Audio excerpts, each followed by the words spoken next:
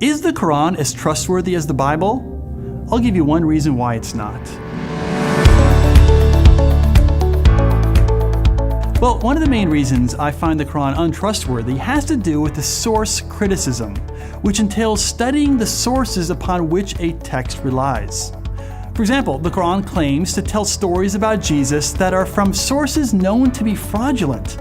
For example, in Sura 19, you can read the story of Jesus' birth, and we're told that the pains of childbirth drove Mary under a palm tree, and she hears this voice that tells her that God will provide for her, at which point the tree provides her with some dates and a stream that appears below it. So she can of course now eat and drink and be comforted. Now, we don't see that story in the Gospels, which of course were eyewitnesses or written by eyewitnesses of Jesus' life, but we do see this story in almost exact same detail in the lost books of the Bible, which are 2nd century apocryphal fables, written over 100 years after Jesus was born. In fact, there are other stories about Jesus where he speaks in full sentences while still a baby and makes birds come alive after shaping them out of clay.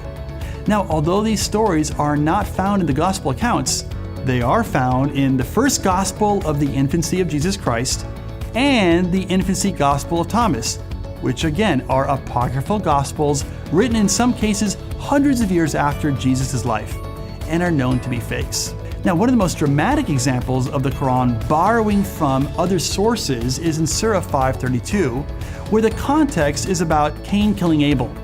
Now, this verse contains a warning that if you kill one innocent person, like Cain did with Abel, it's as bad as killing all of humanity.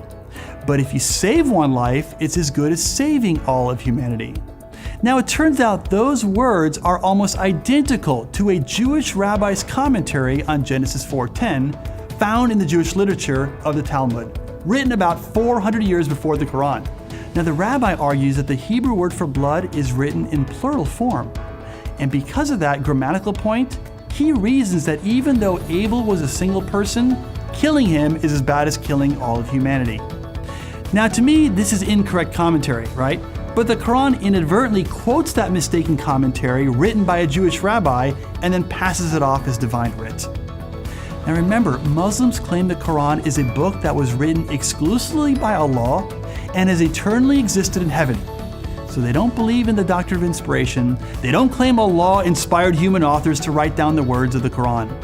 Every word is supposed to be from the mouth of Allah. And that's why it's significant that the Qur'an copies words from a Jewish rabbi who wrote down mistaken commentary about Genesis 4. And that's one of the reasons I don't think the Qur'an is trustworthy.